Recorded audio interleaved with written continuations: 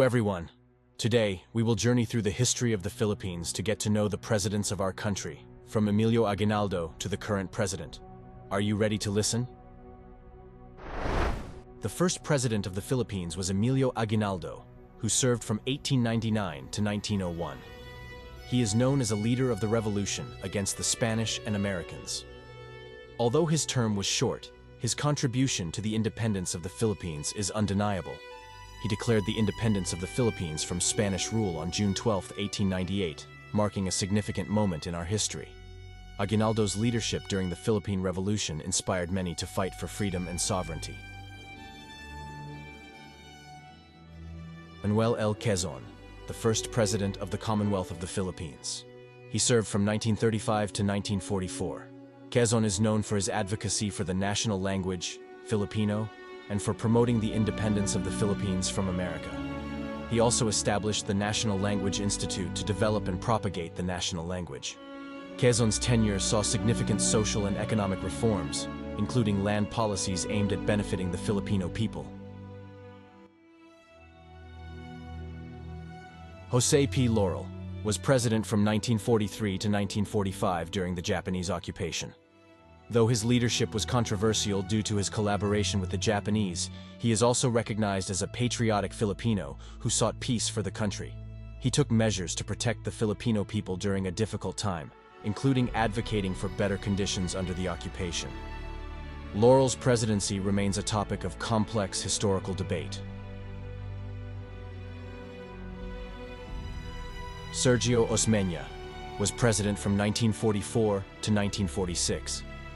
As the vice president of Quezon, he continued Quezon's programs after his death. During his term, he promoted the rebuilding of the country after the war.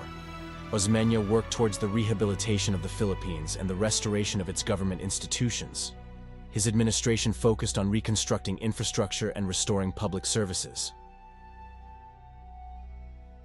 Manuel Rojas was the first president of the Third Republic of the Philippines, serving from 1946 to 1948. Under his leadership, the country began to rise from the devastation of World War II. Rojas focused on economic rehabilitation and strengthening the newly independent nation. He implemented policies to attract foreign investment and rebuild the economy, although his tenure was short due to his untimely death. Elpidio Quirino served as president from 1948 to 1953.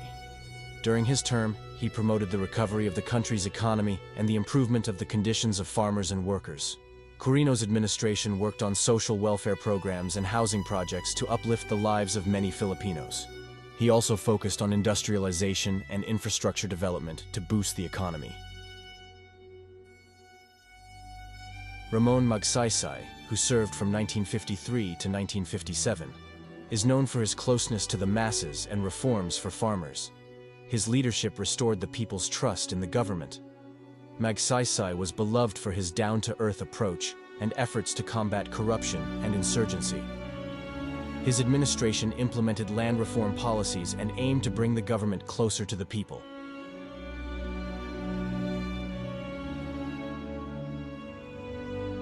Carlos P. Garcia served as president from 1957 to 1961. He is known for his Filipino First policy, which prioritized Filipino businessmen and products. Garcia's administration aimed to strengthen the national economy by supporting local industries and promoting self-sufficiency. He also focused on cultural development and the preservation of Filipino heritage.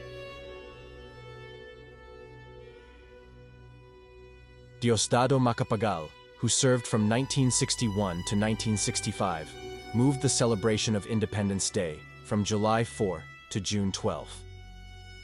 He promoted land reform and the fight against corruption.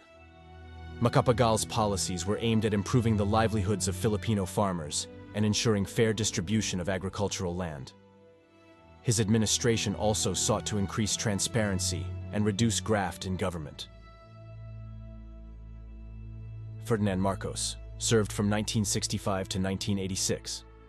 He is known for his long and controversial rule, including the declaration of martial law in 1972. Under martial law, there was discipline and order, but widespread human rights violations also emerged. Marcos's regime saw significant infrastructure development, but was also marred by accusations of corruption and abuse of power. His administration built numerous roads, bridges, and hospitals, yet the economic and social costs were high.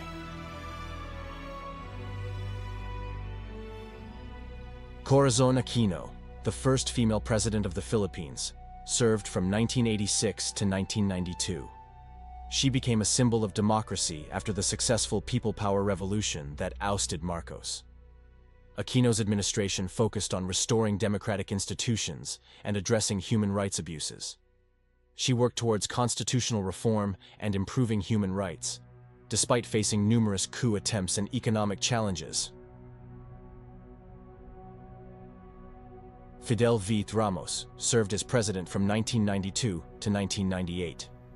He is known for restoring economic stability and peace in the country. His leadership brought reforms in various sectors of the government. Ramos implemented policies that promoted economic growth and political stability, attracting foreign investments. He also worked on peace agreements with various insurgent groups and introduced economic reforms that spurred development. Joseph Estrada served as president from 1998 to 2001. Before entering politics, he was a famous actor. His term was cut short due to issues of corruption that resulted in his ouster through the EDSA II revolution. Despite his popularity, Estrada faced challenges related to governance and accountability. His presidency was marked by efforts to address poverty, although his administration struggled with corruption allegations.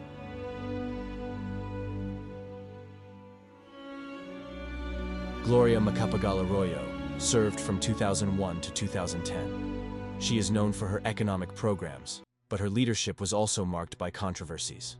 Arroyo's administration saw significant economic growth, but her tenure was also plagued by allegations of electoral fraud and corruption.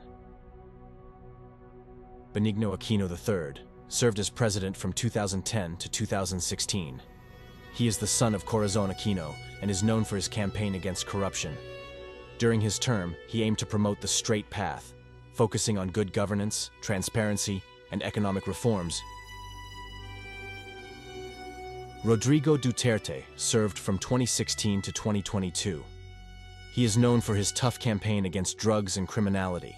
His leadership brought various changes and controversies to the country. Duterte's administration was characterized by its strong anti-crime stance and significant infrastructure projects, as well as contentious policies and human rights issues. Ferdinand Bongbong Marcos Jr., the son of Ferdinand Marcos, became president in 2022. During his term, he aims to promote reform and development in the country. His presidency seeks to address economic challenges and improve the nation's infrastructure, continuing the legacy of his father's controversial rule, but with a focus on modernization and growth. And that concludes our journey through the history of the presidents of the Philippines. Each of them has faced unique challenges and made significant contributions. I hope you were inspired by their stories. Thank you very much for listening.